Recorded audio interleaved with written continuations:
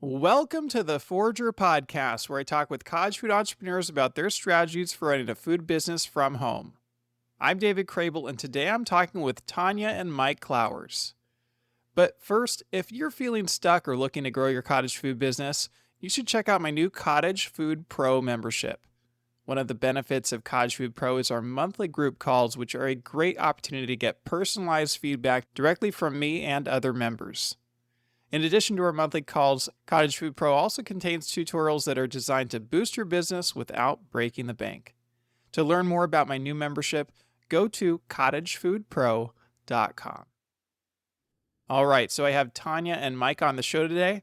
They live in Williamsburg, Iowa, and sell custom decorated cookies and other baked goods with their cottage food business, South Street Cookies.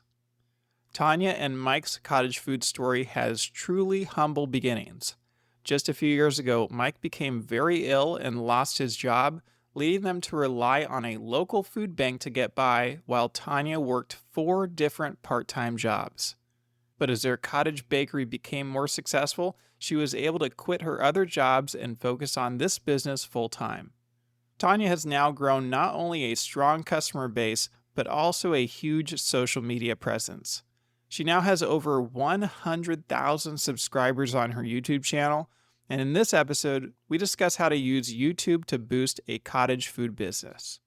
Tanya and Mike's journey is quite remarkable and is a great example of how a cottage food business can literally be a life-changing opportunity. And with that, let's jump right into this episode. Welcome to the show, Tanya and Mike. Nice to have you here. Hi, thanks for having us. Well, can you take me back to how this all got started?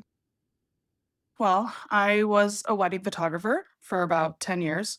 When I had my son in 2018, I sold my business to my former partner. And then I was a little lost and I started obsessively watching Instagram videos of cookie decorating. And I had never baked or decorated prior to that. And then after watching videos for a few months, I decided to give it a try. And that was in July of 2019. And then within a few months, people wanted to place orders because posting photos on Facebook. And then it just turned into a business in October of that year. Yeah, I mean, I saw somewhere that you said you had a lifelong love of art. So, can you share a little bit about your art background? Yeah. So growing up, my brother and I were always really into drawing. And then I got more into art in high school and photography. And then when I went to college at the University of Iowa, I ended up getting an art degree. And so I found photography there and I have a BFA in photography. And so I've just always gravitated towards doing creative things. And part of the reason I ask is because you said you started cookie decorating in July of 2019, and at least by like October, you were a pretty good decorator. So it definitely seemed like you had some kind of art background. How do you feel like you picked it up so quickly? I was just obsessively watching videos, and so I was watching, like, YouTube tutorials and Instagram, and just I got into it. I don't even know. I was just decorating all the time as soon as I started. I'm always surprised because the fact that you had your carpal tunnel surgeries. Yeah. So I had, carpal tunnel syndrome, and I had surgery on both my hands in 2018, and so that does have some restrictions for, like, how much I can decorate, which plays into, like, why our business structure is the way it is and, like, why we do different things. But I found that royal icing isn't too hard on my hands versus, like, buttercream where, like, it's a thicker consistency. And I know like you said, you went to school for photography and you had a photography business. Can you tell me a little bit about your photography business? I started on my own right out of college. I had a photography internship with a wedding photographer in 2010. I learned so much from him, and that's where I got into wedding photography. And so I started by doing the back end. I would edit the photos from weddings for him, and so I learned about like the business structure of being a wedding photographer first, and then the next summer I second shot for him that year. So I shot weddings with him as an assistant. And at that time, I was starting to build my own business and taking on more weddings on my own in like 2012. So I kind of like gradually went into it. And then a friend of mine that I knew from college reached out because she wanted to get into wedding photography as well. and we just started working together. And so by 2013, we decided to officially become a business together. And we did that for 5 years as a partnership. And it was a successful business. We had a team of photographers that would work with us for weddings. There's up three, but I could never make it a full-time thing. And I think a big part of it was that it was a partnership and we had assistants working for us. Like the income was just being split too many ways. And so when we moved to Williamsburg, all my business was still with photography clients in Iowa City. And so I just kind of got burnt out of driving back and forth so much. Not so much for weddings, but for like meetings and engagement sessions and stuff like that. Another big part was once we had Conrad, our son, that was kind of like not the breaking point, but like the decision of like, we can't do this anymore because we were having to juggle, one of us always watching him, another one being at work. And it was really difficult to schedule for clients amongst all of that. Okay, so it sounds like you could have made the photography business work, but you just didn't want to be spending as much time outside of the house. Yeah, that was a big part of it. And how old was your son when you started selling cookies? About one. So, how did you find so much time to decorate all these cookies? A great question. A lot of late nights. Yeah, late nights. I'm a night owl. And we never did daycare. We couldn't afford it. And so at the time we both were working at the same grocery store. And that's where I worked off and on like my entire adult life. And so, Mike would work in the morning, he'd come home, and then I would go to work in the evening, and then I would get home and then stay up until, who knows what hour decorating cookies. I think one of the things that was most fascinating to me as I was looking into your business was seeing that, yeah, you did have the photography business and then you started this cookie business, but you also were working at two other part-time jobs. So you were essentially holding four jobs at once. Is that right? That is accurate. Yeah, because the photography business overlapped with the cookie business a little bit. So I sold the photography business to my partner, but I stayed on as a wedding photographer only. At the time, I had planned to do that indefinitely. That was before South Street Cookies started. And so I had agreed to just shoot weddings and nothing else. So none of the meetings, none of the editing. But then COVID But happened. then COVID happened in 2020 and weddings kept getting postponed and pushed back. And so I ended up shooting weddings through October of 2021, where I had intended to be done in like the spring of 2020 sort of deal. But yeah, it was just juggling a lot of different jobs because we just had to make ends meet. And at the time, Mike also was going through some health things in 2020. So he went from being like our, full-time income to for 3 months not working at all. And so I was just doing whatever I could to keep us afloat. I always tell people this, and I mean with all the sincerity in the world, where she saved us. The cookie business, her working all those jobs saved us. Like, Tanya's my hero. If it wasn't for her, like, we wouldn't still have her house. We wouldn't have her cars. She picked up all the slack when I couldn't. And that's why I love her so much. Very sweet. Yeah. And I know, Tanya, you told me about how you relied on a food bank at one point. Yeah. So income wise, we qualified for SNAP benefits. But the problem was I couldn't predict my income. So like they wanted to know a hard cutoff date for my last wedding when I'd be done with the wedding photography. And I couldn't tell them that because everything just kept getting rescheduled. And then they wanted to know, okay, then what can you predict your income will be with the cookie business? And I was like, I don't know. It's too new. So they're like, okay, well, come back in a year when you have better records of what your income is. And so we're like, okay, what do we do now? We were very lucky, but also very reliant on the food bank. But it's also one of those things where it's almost a blessing in disguise. Where now the church where the food bank is, Tanya's been able to give back by donating her time. Yeah. So for the last 2 years, I've been volunteering at that food bank. I was so appreciative because I had never in my life been in that position where there's like food insecurity. And there's also like the irony of like us struggling to feed ourselves, but then I was making desserts for other people. Like that always felt a little off. And now I'm pretty passionate about food banks and like food insecurity and like just having a different perspective of like, there's a lot of like stereotypes that aren't accurate now that we've been in that position. I see that. Well, Tanya, what did it feel like in that moment? Did you foresee or hope like this cookie business was going to take off? Did you consider like just quitting all the part time jobs, trying to get a more secure job? The catch was that we couldn't afford daycare. And so it was hard to figure out a full-time job that would work opposite of Mike's job when he was working. I looked into going full-time at the grocery store, but that didn't work out. And so then I was just kind of doing whatever I could to keep us afloat without like a really clear plan. Like it was just like survival mode, just trying to keep going. I don't know when we realized that the cookie business was going to be successful and we kind of like went all in. I don't know when that turning point was. I'd probably say it was when you decided not to stop bartending at the golf course. Yeah. Yeah, one of my jobs was bartending at a golf course clubhouse. That was actually huge as far as becoming integrated into Williamsburg. We're not from here and it's a small town. There's probably 3,300 is the population. And I've always had the ability to talk to anybody and make friends with anybody, and that's not necessarily Tanya's strong suit. Mhm. But the bartending really, really helped with her making small talk with people. So, what sort of things are you in charge of, Mike, and what are you in charge of, Tanya? So I slowly pulled Mike into the business. He started with just farmers markets. So he would help package the cookies or put the labels on the cookies. And then as we got busier, I would be busy doing orders. So I was like, hey, can you actually go work at the market for me? And then eventually I was like, hey, I'm going to teach you how to bake the basic drop cookies. And so now it's just evolved. So what Mike does is he bakes. So at farmers markets, we have drop cookies, cookie cakes, brown nuts, brownie donuts, and cake slices and basic like banana breads. Mike bakes all of those. And then he works our Saturday morning market consistently. And then everything else of the business I do. So like the decorated cookies, the custom orders, the communication, social media, yeah, administrative stuff. Like the rest of like the businessy end things is me.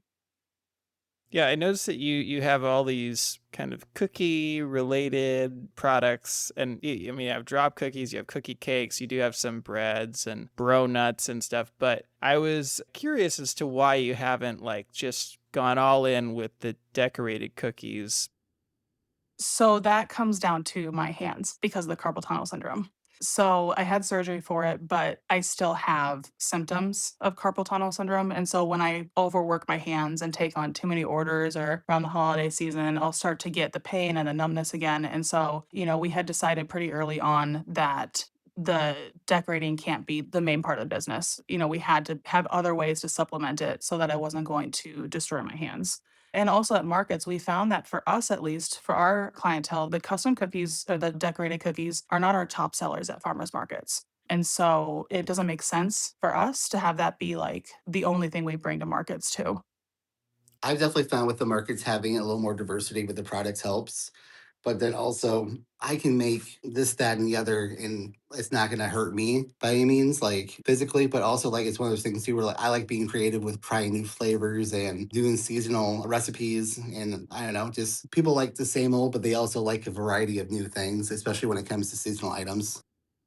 This is one area where we don't totally see eye to eye. I have to rein Mike in. I'm like, we don't need six different types of drop cookies. Like, let's do two. That's one area where it's like, we would like to pare down the menu a little bit, but then both of us are not willing to let go of certain items. So that's interesting. So you're saying that the decorated cookies don't sell all that well at markets. Yeah, I mean, they do okay, but if we had only decorated cookies, we wouldn't. I mean, I don't think that it would go over as well.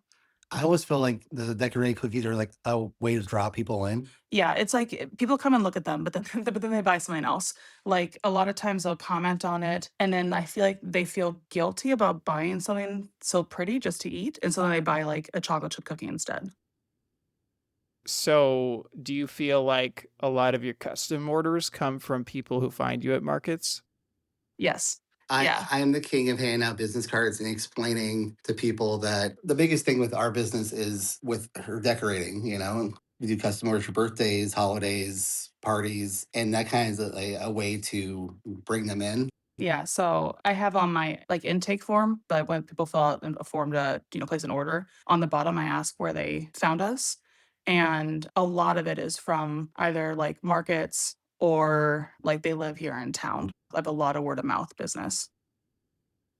So I did see in one of your pictures you had a $5 mystery bag, and I want to know what the mystery is. This is Mike's deal. Okay, so my thing is, so I love to go online and look for recipes or clever ideas to bring people in because people like games, people like something that's going to incentivize them buying something anyway.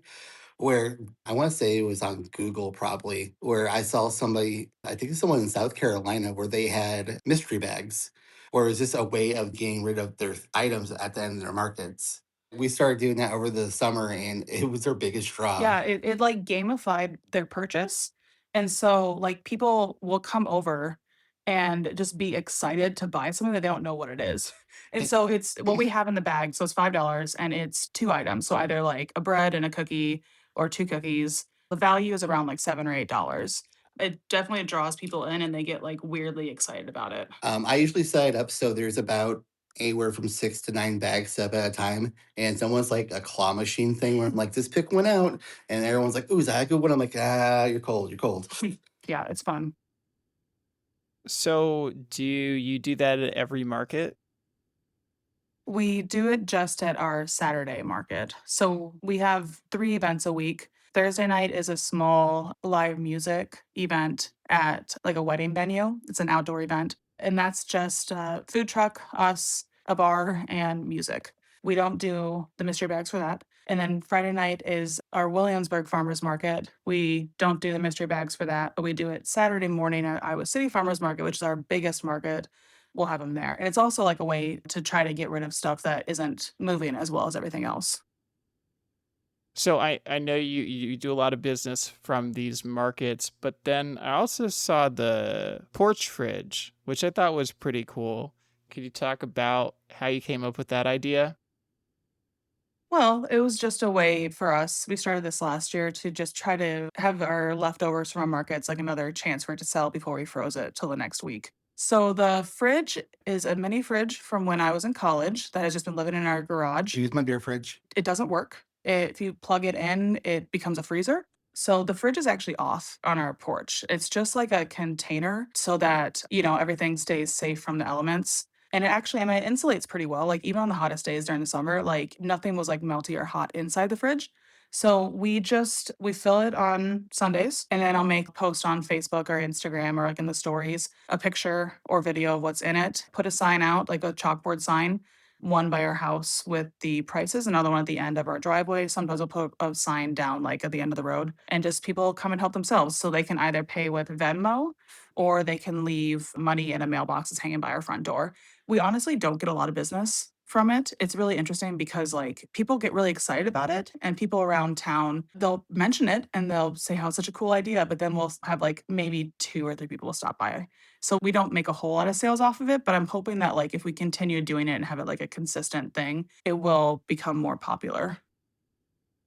I thought it was interesting that I saw it's a pay what you can model.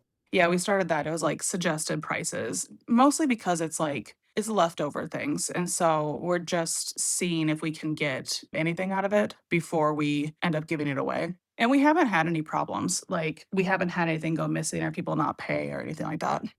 I will say the thing I have noticed with the people who have gotten stuff from the fridge are the same people who, if I talk to them, they can't make it to our markets or they can't make it to our pop ups, but they still want our products. And Mm. so it's another way for us to reach people that we normally wouldn't get to sell to. And if something doesn't get sold out of the fridge, then what happens to it? Some stuff we freeze until the next week. So we have a freezer in the garage. If it's already been frozen once before, then we just give it away. So we'll give cookies to small businesses on the town square here. And we have gotten business from doing that. It's like another way of marketing. We'll take it to church or give it to friends or families. Our neighbors had to tell us to stop because our neighbors on the caveman diet. So we had to stop giving cookies to them, but Mike will also take it to work. So we do give away a fair amount of things as well. The goal is just to get out of the house so we don't just eat it ourselves. I mean, do you feel like you have a pretty good sense for how much is going to sell at a given market? Like, how many leftovers do you often have? We've gotten better at figuring out how much to make. It's definitely been a process of this paring down, but also just really what the expectation for what each market's going to be and just not trying to overmake. Do you ever sell out at markets? Very rarely. I don't know that we've ever sold everything, but we've gotten close a couple of times. But yeah, we usually have leftovers. It also depends if it's a like a farmer's market as opposed to like a holiday pop up kind of thing, where like the holiday pop ups that we do at the coffee shop here in town, we'll usually get pretty close to selling out of Yeah. those because they're a little more traffic when it comes to that. And what kind of revenue numbers are you looking at for a farmer's market versus a local event pop up? It depends. So we know like there's a curve for the year. So at the beginning of the year, like in Iowa City, we'll make maybe like $500 on a Saturday for the first like month or so of the season, but then it goes down from there. So we're happy with anything between like 2 to 350 is Yeah. like a happy amount per event. And then we know that by the time we get into this time of year, like after basically once school starts, so like September, October, the sales start to get really sad. So then we're looking at maybe $100 for a Friday night. So it just kind of depends on the time of year. Versus like a vendor event, we're looking more like 700 up to a Yeah. thousand for our vendor event, or like one of our like holiday pop-ups that we do on our own at the coffee shop here in town. Yeah, well, those are pretty good numbers. Do you continue to do the farmers markets later in the year, even if it's only going to get you $100 of revenue? So this year we made the conscious decision to pull back from the farmers markets a little bit more towards the end of the season. Is because we had other venues we could do, and so we did the thing in Harper with Yeah. the Road trip. So the Iowa City Farmers Market goes through the end of October, and we're not going to be there for the last 3 weeks because we have other fall show opportunities instead. And so as long as they know ahead of time, like they want us to let them know at least a week ahead, they don't mind if we're not going to be there because then they'll find another vendor to fill our spot. So this year we did pull back more towards the end of the season because we had other opportunities pop up. And how much of your business would you say is markets versus like custom orders? For farmers markets, that's about 33% of our business. And then custom orders is about 31%. And then we do pop up and vendor events, like holiday events and whatnot. That is 7%. And then in person cookie decorating classes is 17%. Online classes, I sell an online class on Etsy. That's just 2%. And then the rest is what I make off of social media. So about 10% off of like TikTok and YouTube and Facebook, like what those actual platforms pay me.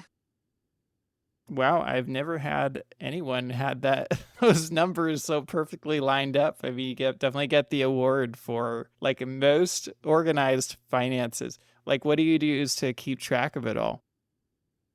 That end of things I would like to improve upon. I just have spreadsheets and then I work with an accountant for my taxes once a year.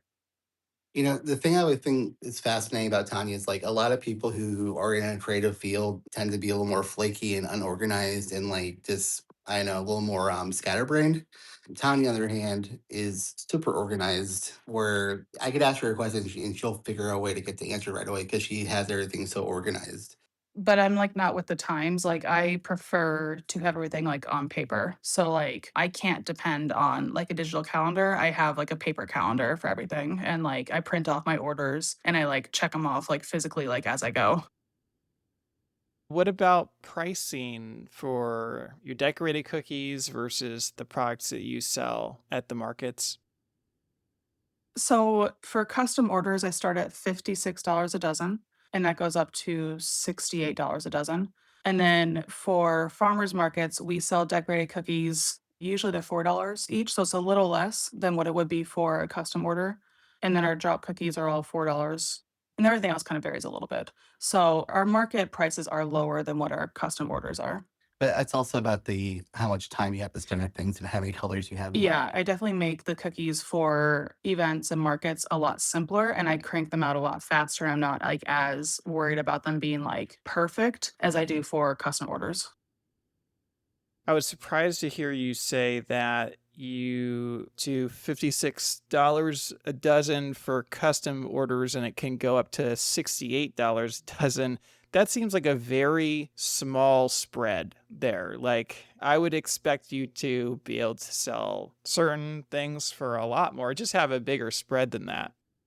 Yeah, no, you're right. It's pricing that I'm comfortable with, even though I know it could go higher. I know I've definitely told her that she could probably have the high end, and I think people, if they really, really want a certain thing, they'll be willing to pay that. Yeah.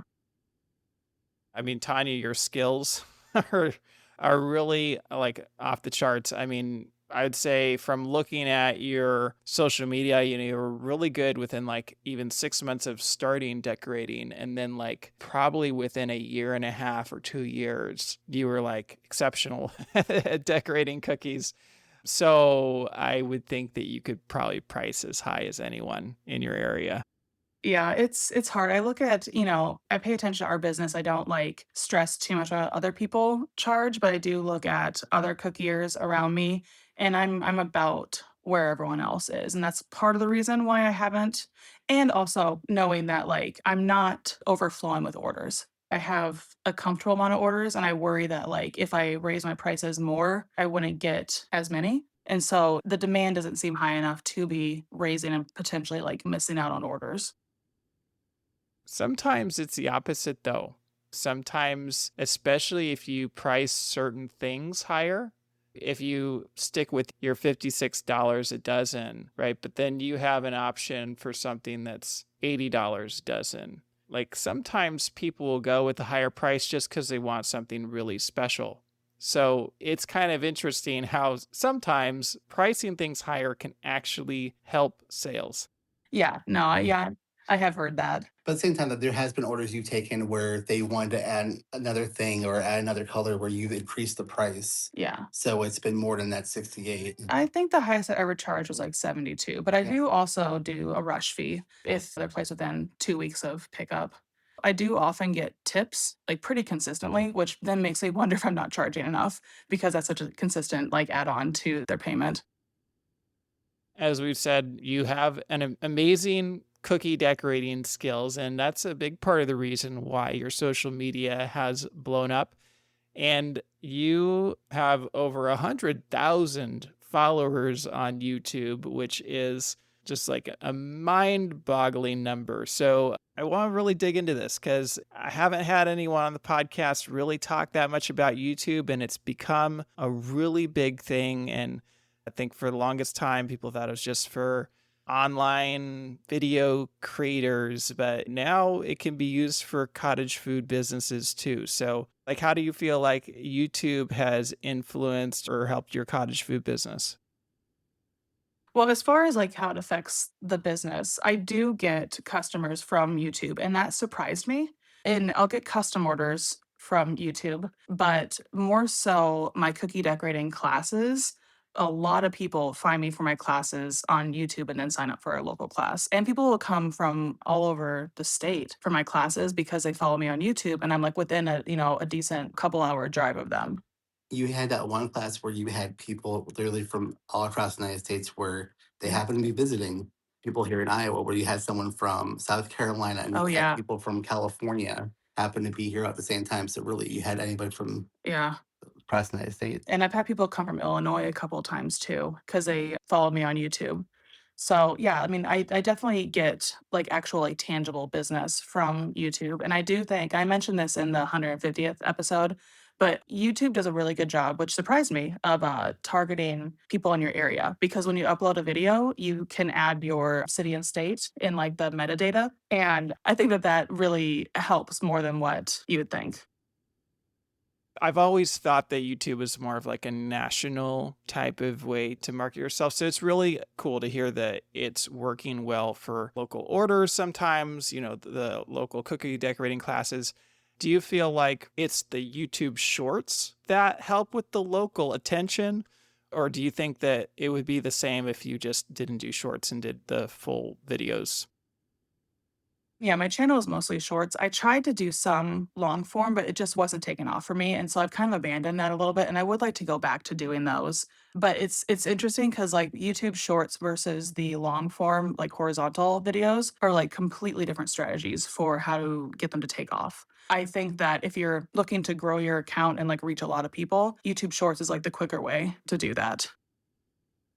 And YouTube Shorts is kind of a relatively new thing. I've been hearing a lot about it. I haven't personally experimented with it, but everyone's saying like you got to get on the YouTube Shorts train. So I think YouTube is really pushing them right now a lot, kind of the way that Instagram used to push certain things, or way back in the day, Facebook used to push certain things. So, like right now, it's YouTube Shorts. So, what are some of your strategies for creating a video that gets shared and featured on YouTube?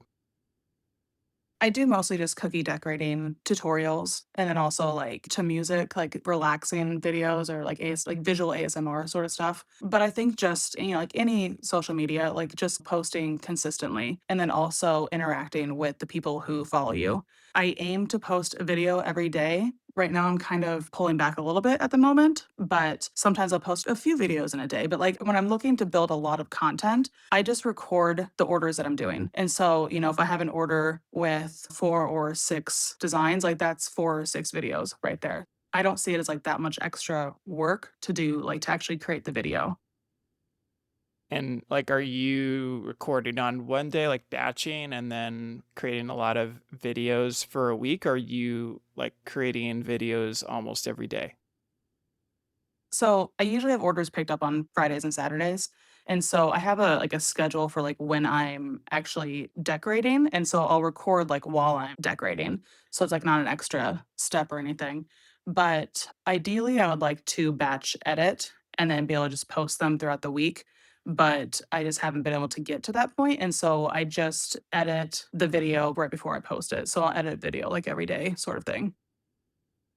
And we should cover what a YouTube short is. Like, how is it different from like a regular horizontal YouTube video? So it's comparable to like TikTok videos or Instagram Reels or Facebook Reels. So it's a vertical short video. It used to be capped at 60 seconds, but now it can be up to 3 minutes. And it has a similar algorithm to like TikTok, where, if you watch YouTube shorts from like a certain creator and you're going through like the YouTube shorts feed, it'll show you a lot of videos from that creator. Like, I think it's different than like Instagram and all the other ones. Like, if you start watching someone, it's going to show you a lot of their content. And do you cross post? Like, do you use the same content, put it on Instagram and TikTok? I cross post between Instagram and Facebook, and then I cross post between YouTube and TikTok. So I don't ever post the same thing on all 4 platforms, and that's intentional. I don't really do a lot of video content on the Meta side of things on Facebook and Instagram. And now I get paid for Facebook, but I didn't before.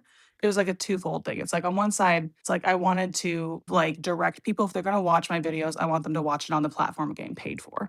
So I didn't post them on Facebook or Instagram. But also, I wanted to initially keep Facebook and Instagram more like hyper local. I didn't want those to blow up and become large. And so I know like Reels is being pushed right now on Facebook. And so like, I mean, I don't know how easy it is, but it's easier now to grow your account on Facebook than in the past. So I pull back from posting videos on Facebook because I don't necessarily want to have a huge following over there. Because I don't want to dilute like my local customers. I've never heard of anyone saying like they didn't want to have a large following, I right? know. Yeah, and I'm torn because now I do get paid from Facebook. So I go back and forth between being like, okay, do I want to keep it small, or do I want to go all in and just like post the videos that, have done well and will most likely like, grow my account. Like for the longest time on Facebook, I had just a couple thousand followers, and I was happy with that because it was mostly local customers. And then I started posting a few videos, and then now it's at over 20,000 followers on Facebook. And I'm like, oh, this is good. Like, it's exciting, but it's not what I necessarily had a goal to do over there. So you're saying you're getting paid by Facebook now? Like, how does that work? It's the same as like, TikTok and YouTube, where you get paid per view. And also, not even just videos. Like, Facebook pays for everything. So you'll get paid for static posts, like photos, stories, just text. But the videos is what pays the most. And it's not, I mean, it's not that much, but I haven't fully leaned into that. If you post a video, how much do you actually get paid from that? I don't know, I'd have to look, but like usually Facebook, I'll make $100 in a month. Like, it's not like crazy money or anything, but I only post a handful of videos. I'm not posting videos every day. So there's like potential there to make more. And so, like I said, like I'm torn between whether I want to lean into that or try to keep it more local. And obviously, one of the big appeals of YouTube is, people like, oh, you can make money on YouTube. And now you have over 114,000 subscribers on YouTube. So is that actually making a substantial amount of money now? No. You are so bad at selling yourself. Oh my The god. reason why is because YouTube Shorts pays different than long form. YouTube Shorts pays a fraction of what the long form videos do.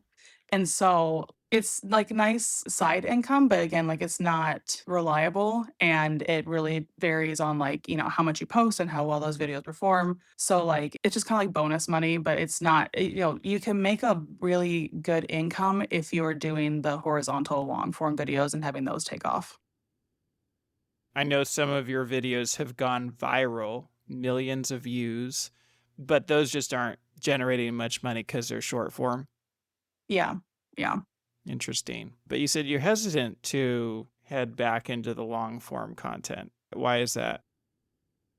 A part of it I just got kind of frustrated because it was more work and they weren't performing well. Like it would get like a couple hundred views, whereas, you need like thousands for it to actually like be worth the time.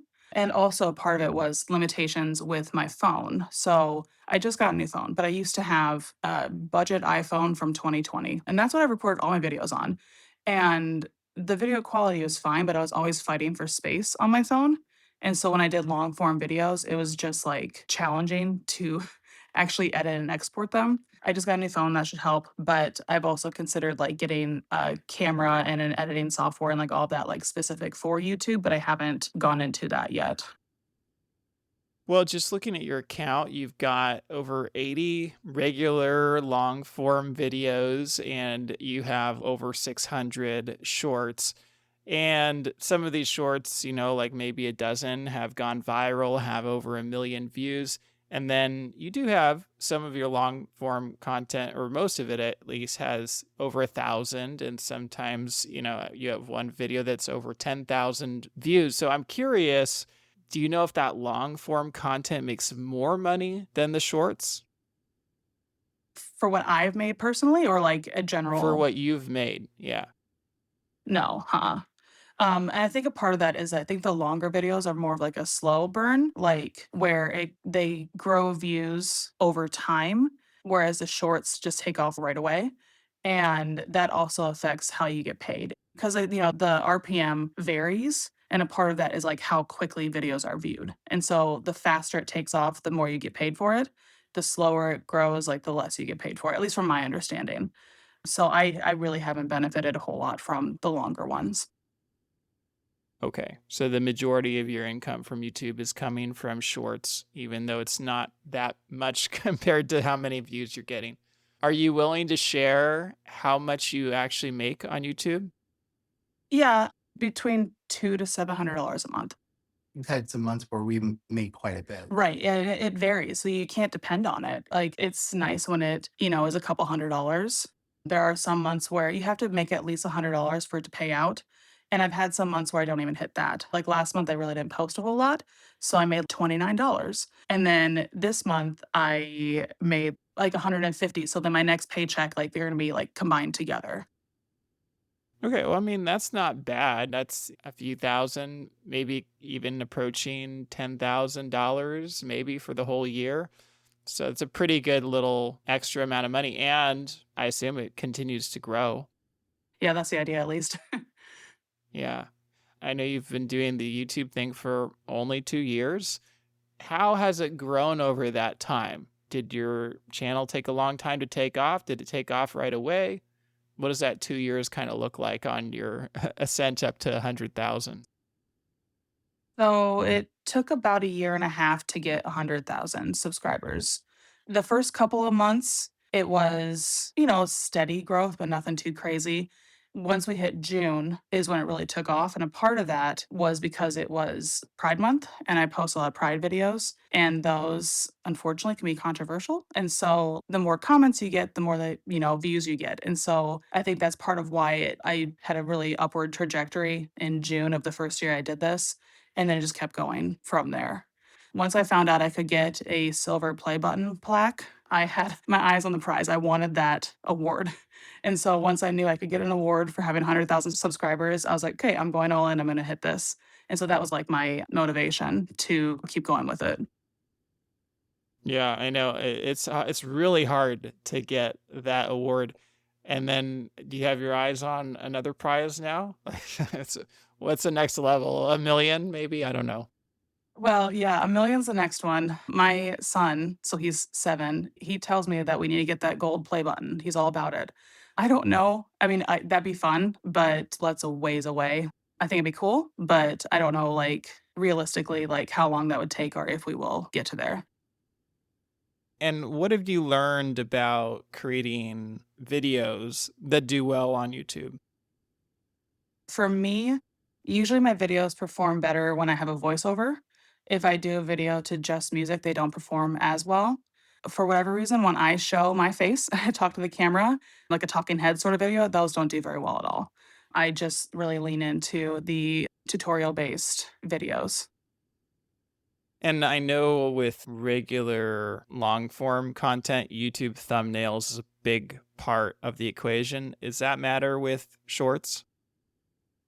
I don't know. So for me, I feel like it must to a certain extent. So what I do for all my videos is they're about a minute long because when I cross post to TikTok, they have to be a minute and 1 second at least for me to make income off of it. So I edit the same video and then I cut a second off for when I post it on YouTube.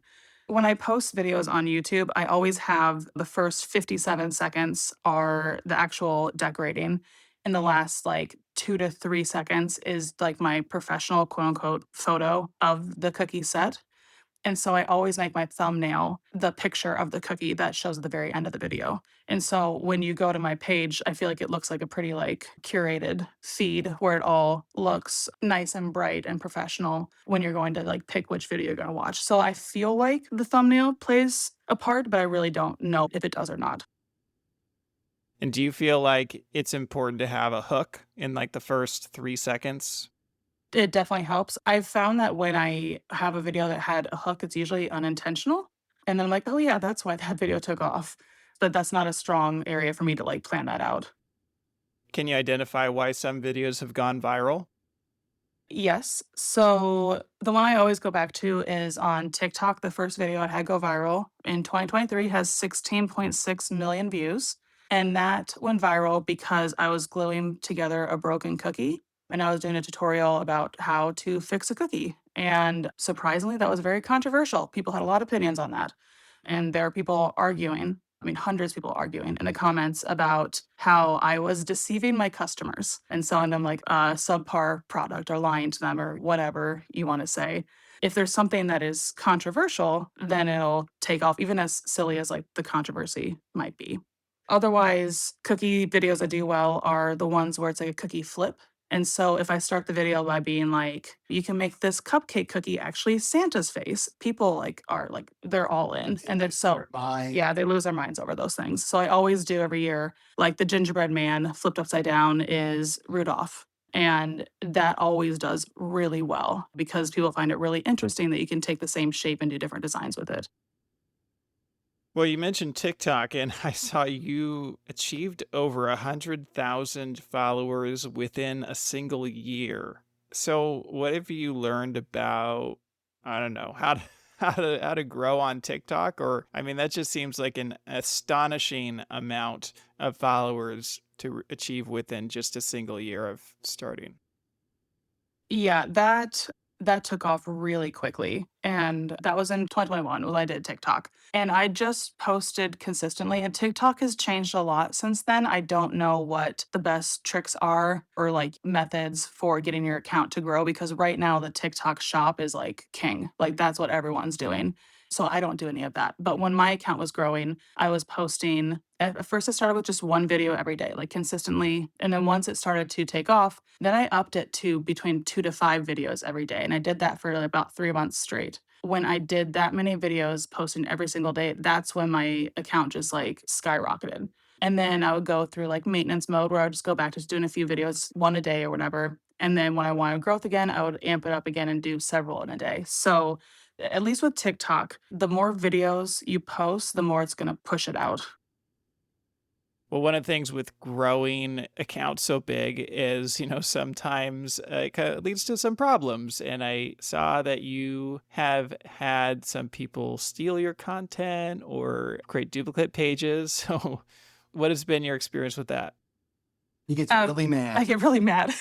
It's very frustrating and it's really disheartening. So I think last I counted, it was at least 12 or 15 pages that say it's South Street Cookies in some iteration with my profile picture, like a picture of me. And then it's videos that have been stolen from, I assume, from TikTok.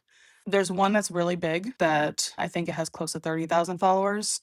I tried reporting the page. People who message me like, "Hey, is this yours?" And I'm like, "No, that's not me. Like, I'm aware of it. If you want to report it, go for it." And so I've had other people report the page, and nothing's come of it. So it's one of those things where it's like, I think it unfortunately just comes with the territory, and I try not to dwell on it too much.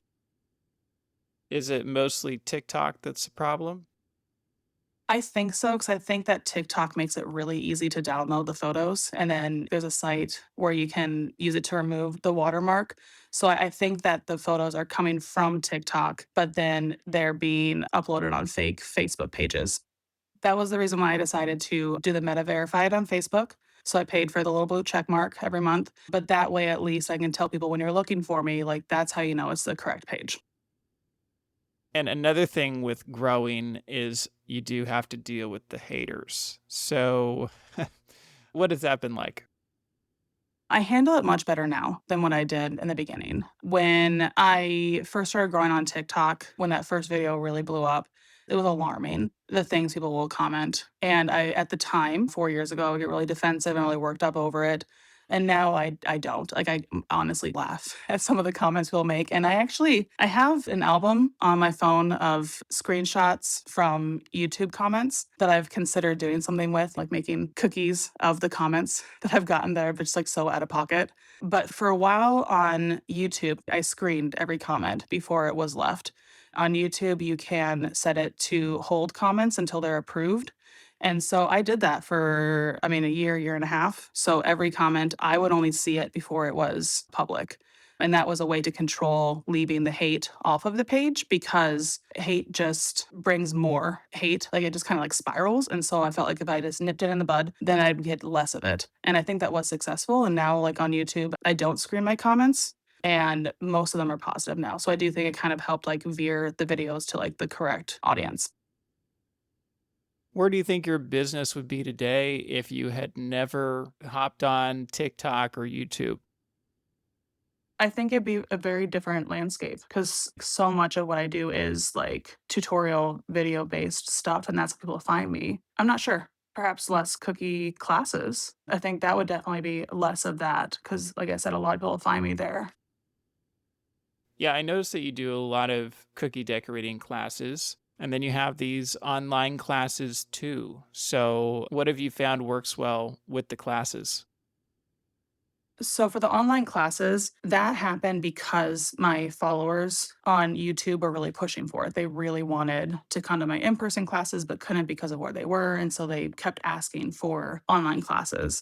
And I kind of do it in an unusual way. So I wanted to have it like a set it and forget it sort of model. I didn't want to have to maintain the online classes. So like I don't use like Teachable or any of those sites where you'd have to have like a monthly subscription sort of deal. So what I ended up doing was I have a PDF for each class. And then that links to private YouTube videos that you can only view through the link on the PDF. And so when someone buys it on Etsy, they buy the PDF and then they can just go from there. Now, with the local classes, we've been lucky enough to have a couple businesses really take to us. And so we have the coffee shop here in town. And then also there's a really nice winery that's down the road from us, like 10 minutes from us. And so they've been really great with us Yeah, doing we that. definitely have our like usual go-tos for classes, and then we'll be invited to other venues that we'll go to less frequently or just like a one-off thing. Mike, I wanted to get your perspective on the whole social media, YouTube, TikTok thing, because I don't know if you're involved at all there or if you're just on the sidelines watching Tanya become like an influencer, a YouTube influencer. What's your take on it all? I prefer the term social media darling, and she hates it. I always tell people that my wife is a social media darling when I hand out the business cards and explain that she has this many followers on this platform. For me, I'm an old man at heart. If it was up to me, I'd still be using a VCR. So the whole social media thing is all her. I just try to push it as much as I can when I can. I will say he's not directly involved, but he's very supportive in that regard. Why do you feel like you got started really into social media stuff in the first place? Because Tanya, you said that you too are more of a traditional person, like to have things on paper. So why do you feel like you really dug in? It's always been a part of, like, my professional life. So, like, we had the photography business, of course, and my partner at the time, she did most of the social media for that, but I learned a lot there. And then my first big kid job, I was a photographer for a ceramics gallery, and I managed our social media there. And then I worked at an interior design firm for a couple years, and I did the social media for that business. And so it's just always been like a part of whatever work I'm doing. And I really enjoy photos and taking photos and sharing photos. So even like personally, like I was always really into Facebook and like, posting a lot on my personal page. So I've always enjoyed social media and it's always been a part of what I've done. Because you're so into photography and photos, I would have expected you to like really lean into Instagram, but you've really leaned into video, which is surprising. It is surprising. I only started TikTok because I had a couple of friends really pushing me to do it. I had never done anything video before that, and it was really daunting at first, but it ended up just doing well. Looking back, hindsight 2020, like you kind of were really well set up for it. You had this big time interest in art, and then you had the photography, obviously, aspect of it. You had social media experience. So you kind of had a lot of the elements that most people have to learn when they start their cottage food business. Do you feel like there's anything else that really helped you be successful with this business? I don't know, I mean, we often reflect on how I had all these different, like, pieces of the puzzle, like, building upon each other, like, with my previous jobs. I think it's a combination of being consistent, but also having talent. Because if she didn't have the talent, it wouldn't matter if you're consistent. Because if somebody would have told us 5 years ago, 6 years ago, this is what we'd be doing, but I would have said, she doesn't even bake. Yeah. I think it's just I'm very stubborn and I don't like to quit things. And so like if I start a hobby or I start something like I'm kind of like all in. So I think that's a big part of my personality that probably works well for this sort of thing. But Tanya, you didn't have any baking experience before this. So did you feel like you were talented right off the bat? No, I mean, it definitely takes a lot of work. And I was a musician growing up. I was really into piano and violin. And I actually originally thought I was going to be a piano teacher. That was my my original like goal in life. But I've always disliked it when someone gives you the compliment that, like, oh, you're so talented, because I feel like dismisses all the work that goes into it.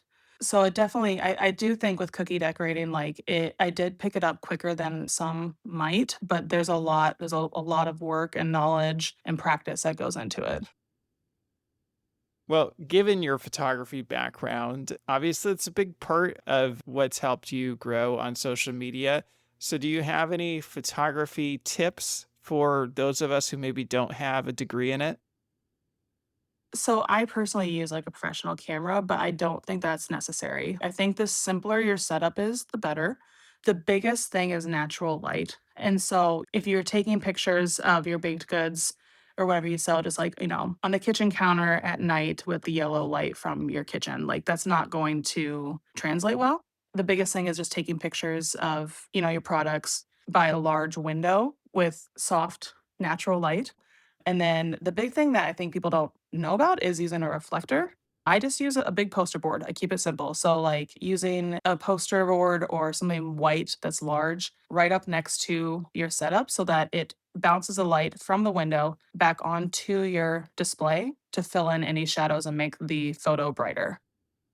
So, you're talking about like a $2 poster board from Walmart? That's literally what I use. Yep. I use like a foam board so it like stands up on its own.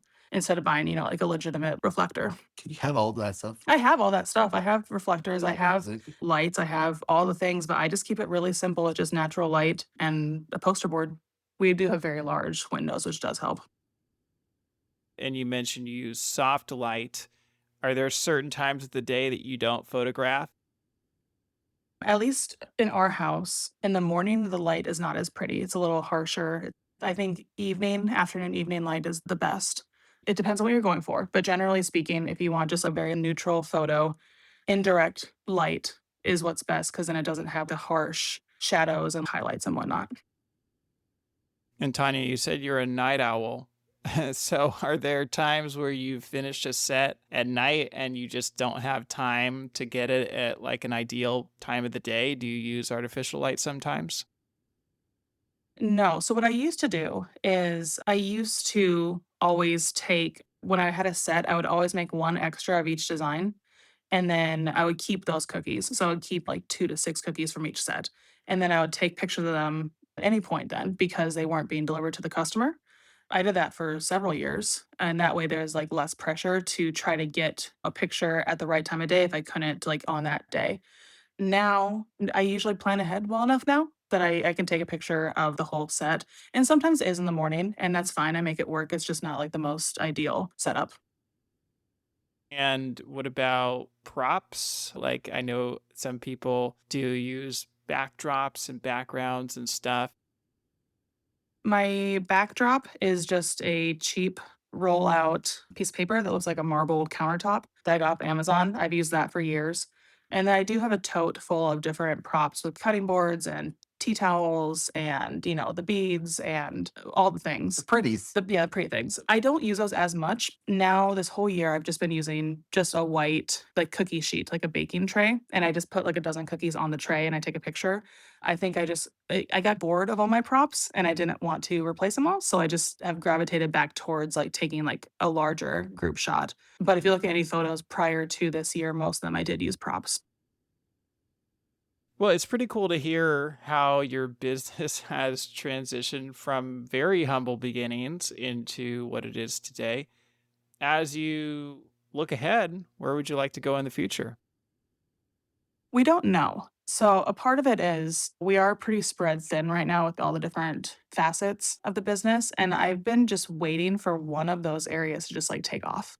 And it's been fairly evenly spread out. And we went over the numbers earlier, but we've considered opening a storefront. We have a really nice town square here in Williamsburg with a very supportive community, but we haven't gone all in with that, partially because we don't really want to have a traditional bakery model. So we just need to figure out like what we want to do. And so a part of it, we've talked about maybe having like a storefront and having it be a space more for just like classes, not so much like come in and buy baked goods. So we don't know. We're still figuring it out. But also part of that is the idea that, we want to be home. Yeah. We don't want to be stuck in a space all the time. Yeah, that's what we're torn. It's like we really like the model of working from our home, but there are limitations to what we can do while we're still in our home kitchen. For me personally, I like the idea of working from home just because I do have a chronic illness. I have Crohn's disease. And so from day to day, it kind of varies how I'm feeling. So it's nice to know that if I'm having a bad flare up day, that I can just take it easy and not do as much. Or if I need to go rest, I can go do that kind of deal as opposed to being stuck somewhere. Well, as you think back on the last few years, what has this cottage food business meant to you? I enjoy being self-employed. I've always wanted that, and it was disappointing that I couldn't make that work with photography, and so I'm very glad that, I found it here, and I enjoy being able to work for myself and work from home and just kinda do what I wanna do. Well, thank you both so much for coming on. Now, if someone would like to learn more about you, where can they find you or how can they reach out? I am South Street Cookies on all platforms, so Facebook, Instagram, TikTok, and YouTube. The only thing is that on Facebook, the South Street Cookies, my page is one with the blue check mark because there's about a dozen pages that steal my work. So that's something to keep in mind when you're looking for me. And then our website, southstreetcookies.com. And yeah, I think I'm pretty easy to find in that regard. Well, thank you so much for coming on the show and sharing with us today. Yeah, thank you. Absolutely. No problem. Thank you. Appreciate it. That wraps up another episode of the Forager Podcast. For more information about this episode, go to forager.com/podcast/156. And if you feel like you've gotten a lot of value from this podcast, I have a favor to ask you. Could you take a quick moment right now and leave me either a review on Apple Podcasts or a rating on Spotify? It's truly the best way to support the show and will help others like you find this podcast. And finally, if you're thinking about selling your own homemade food, check out my free mini course where I walk you through the steps you need to take to get a cottage food business off the ground. To get the course, go to cottagefoodcourse.com. Thanks for listening, and I'll see you in the next episode.